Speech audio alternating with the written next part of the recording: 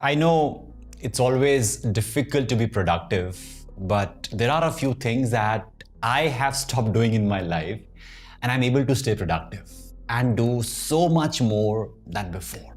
So, in this video, I would share with you 4 things जो अगर आप भी बंद कर दो तो बहुत प्रोडक्टिव बन जाओगे. करें शुरू.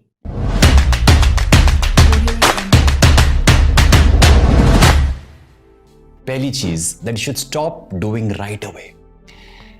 मैंने बहुत सारे लोगों को देखा है कि वो सारा काम खुद करना चाहते हैं. They have a lot of potential but वो इतना कुछ कर नहीं पाते. They all suffer from the problem of DIY.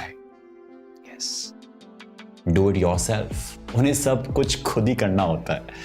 उन्हें ये लगता है कि ये टास्क उनसे बेटर कोई और कर ही नहीं सकता, या फिर वो और लोगों पे ट्रस्ट नहीं करते. ये गलती मैंने भी बहुत करी और 3 साल पहले मुझे एहसास हुआ कि ये सही नहीं है.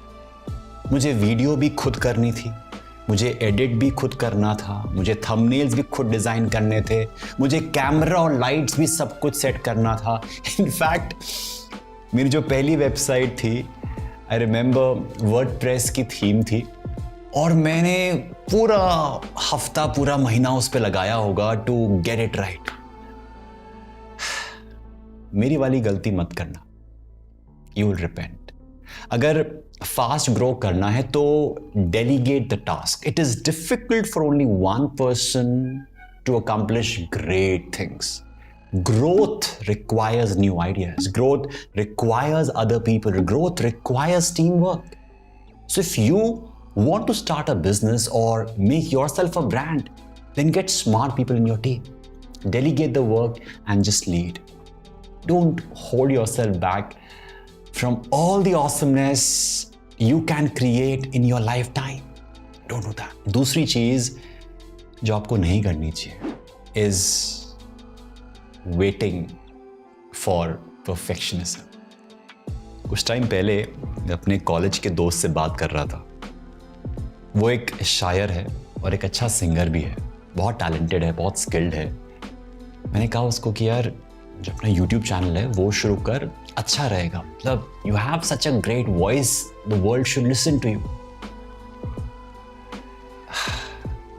उसने सब कुछ सुना, समझा, कहता है कि दिवस मुझे ना एक परफेक्ट स्टूडियो चाहिए. जैसे ये तेरा बैकग्राउंड है ना, बिल्कुल वैसा कुछ, ऐसा कुछ अरेंज करता हूँ और उसके बाद मैं अपना वीडियो रिकॉर्ड करना शुरू करूँगा, मज़ा आएगा. उसके बिना ना कुछ फीका पड़ जाएगा. आई टोल्ड हिम कि यार शुरू तो कर, ये सब चीज़ें होती रहेंगी. He said, दिवस मुझे ना लगता है कि मैं इतना अच्छा शायर हूँ ही नहीं यार जितना तू कह रहा है. I said कि यार ऐसा नहीं है, तो अच्छा लिखता है, तो अच्छा बोलता भी, अच्छा गाता भी है. मैंने उसके वो सारे फेसबुक पोस्ट याद दिलाए जिन्हें लोगों ने बहुत अप्रिशिएट किया था कि देख, people were like it was so good. He again said, दिवस I don't have a tripod, camera भी यार है नहीं, फोन से हो पाएगा, कैसे करूंगा, अकेले हो नहीं पाता, मैं कोशिश करता हूं. क्या आपने ऑब्जर्व किया what just happened? He was just waiting for perfection. And you know what? ऐसा बहुत सारे लोगों के साथ होता है. मेरे साथ भी हुआ था. मैंने अपनी लाइफ के बहुत कीमती साल परफेक्शनिस्ट बनने में वेस्ट किए.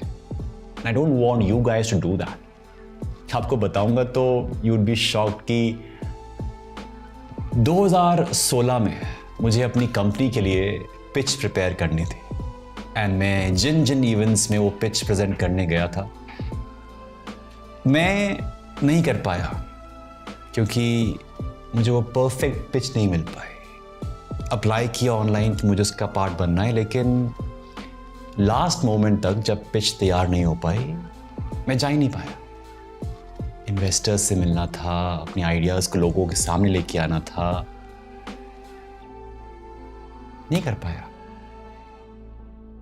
ये बात समझना कि परसूट ऑफ परफेक्शन हमारी एबिलिटीज़ को रोक देता है. लिमिट कर देता है। और परफेक्शनिज्म सब्जेक्टिव है। जो मेरे लिए परफेक्ट है आपके लिए परफेक्ट ना हो, जो आपके लिए परफेक्ट है वो किसी और के लिए परफेक्ट ना हो, दैट्स कंप्लीटली ओके, अनइमेजिनेबल है।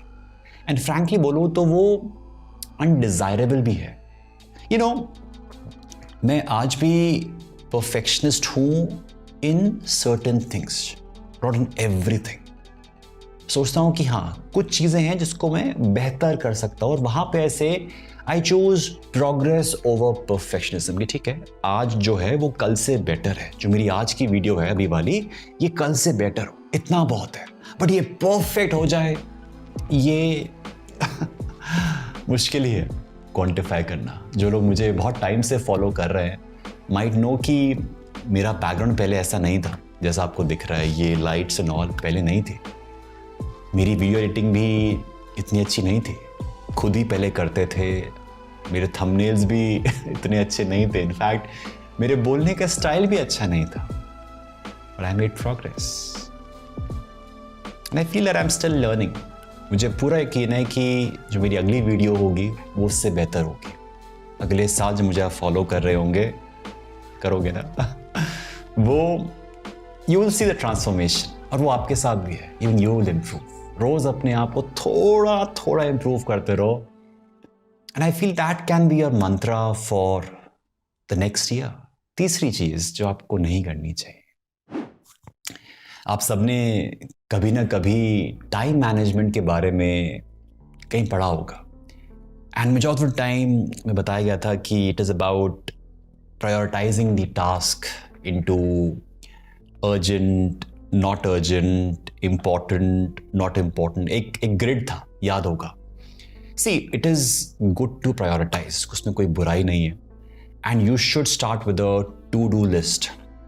आप ऐसा करते भी होंगे कि जब आप ऑफिस जाते हो तो आप सोच लेते हो कि पहले मैं ये काम करूँगा, फिर ये काम करूँगा, फिर ये काम करूँगा। यू हैव इट, क्योंकि वो इम्पॉर्टेंट एंड अर्जेंट है।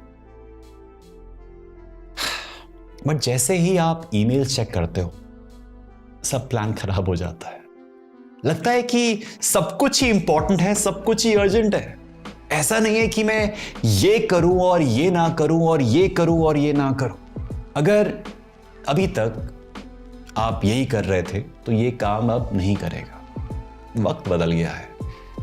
ये थ्योरी बहुत अच्छी लगती है सुनने में कि हाँ, अर्जेंट इंपॉर्टेंट में क्लासिफाई कर दो, लाइफ इज सॉर्टेड। बहुत पुरानी है। आज के टाइम पे जब इतनी डिस्ट्रैक्शंस हैं, इतनी डेडलाइंस हैं, इतने नोटिफिकेशंस हैं, इतनी रिस्पॉन्सिबिलिटीज है, इतनी एस्पिरेशन, इतनी सारी चीज़ें हैं आसपास, आसान नहीं है कि आप उनको इग्नोर कर सको। Expectations at work have changed.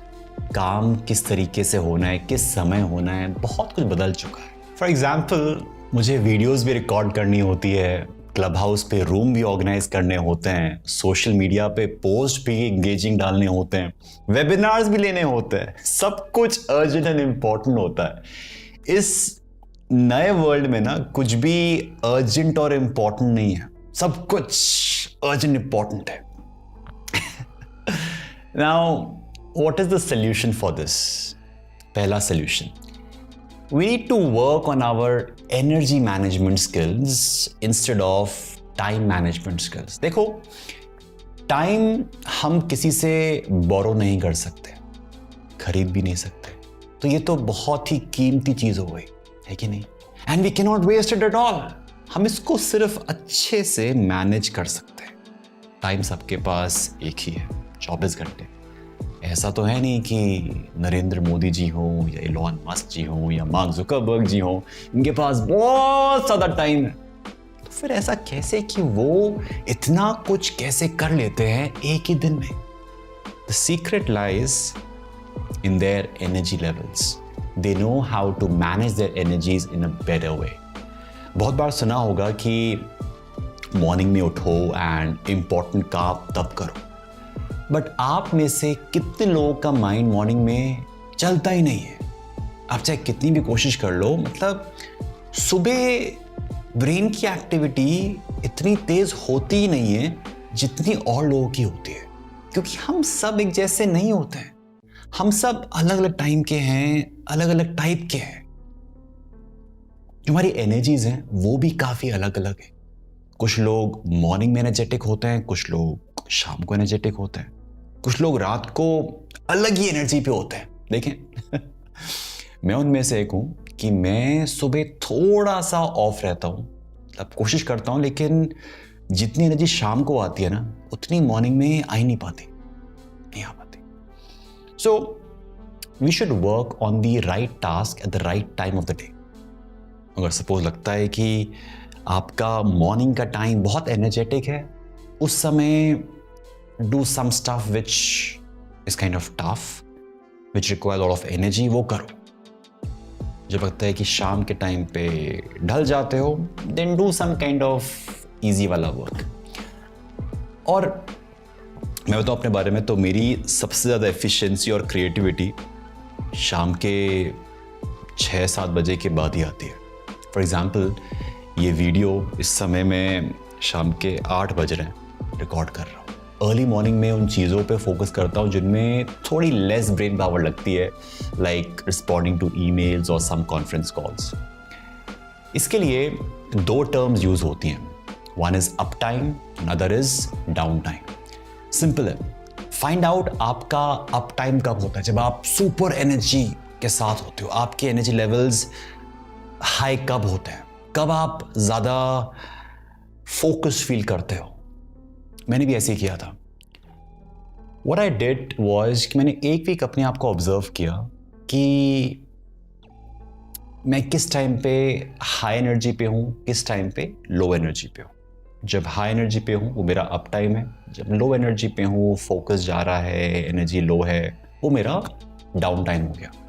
अगर अपना अप टाइम जानना मुश्किल लग रहा है तो फॉर अ वीक और so keep a log and लिखो उसमें कि आप different times of the day पे कैसा फिल्म परफॉर्म कर रहे हो, एंड आपको आंसर मिल जाएगा। ठीक है। चौथी चीज जो आपको नहीं करनी चाहिए is FOPO. That is fear of other people's opinion या फिर फियर ऑफ बीइंग जज्ड। अगर आपको अपना बेस्ट परफॉर्म करना है तो आपको ये बात समझनी पड़ेगी कि दूसरे लोगों के ओपिनियन मैटर नहीं करते। वो आपके ओपिनियंस बन जाते हैं, आपको एहसास नहीं होता, लेकिन वो उनके ओपिनियन है, उन्हीं तक सीमित रहने दो। We simply stop ourselves from doing so many things just because लोग क्या कहेंगे, लोग क्या कहेंगे। वो टाइम याद करो जब आप बहुत ही एंग्शियस थे। Maybe when you wanted to raise your hand in a meeting or a classroom, or entering a big auditorium when everyone's attention is on you, or maybe speaking in a meeting or any conference. The reason you feel scared is क्योंकि आपको social disapproval का डर लगता है।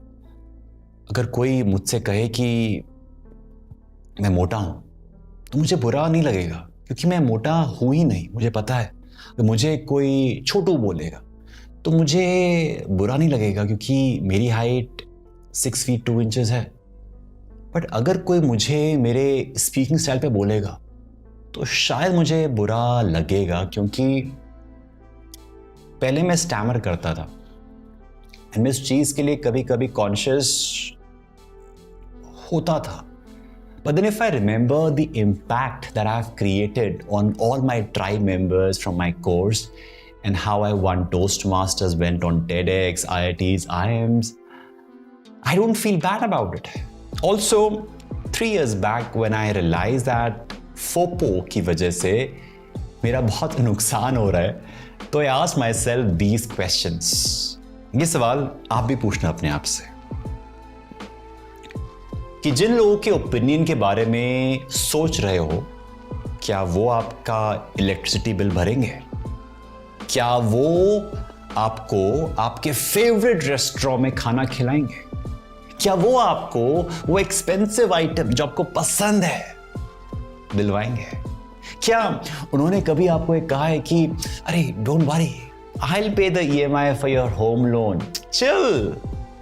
क्या उन्होंने कभी आपका घर साफ करने के लिए कहा है कि चलो यार तू बीमार है मैं कर देता हूं? नहीं ना। चाय पे चर्चा होती है, बगल के शर्मा अंकल आ जाते हैं और चले जाते हैं। क्या कर रहा है बेटा आपका? अच्छा बढ़िया है गुप्ता जी, बहुत बढ़िया बहुत बढ़िया, हमारा वाला तो ये कर रहा है। अरे उनका सुना आपने? क्या मतलब? एंड मुझे इन सब का आंसर मिल गया कि इन सब सवालों से आपको क्लैरिटी मिलती है। What matters is you and your loved ones. जो आपके आसपास के लोग हैं, जो सिर्फ जज करते हैं, तो फिर क्यों सोचना है किसी के बारे में? जो करना है करो। And believe me, this has helped me so much कि अब I am able to do so many things जो मैं कुछ साल पहले तक नहीं कर पा रहा था। मैं खुद को ही रोक रहा था और कोई नहीं था आसपास कि मैं किसी को ब्लेम कर दूं, मैं खुद को ही रोक रहा था। क्या आप भी खुद को रोक रहे हो?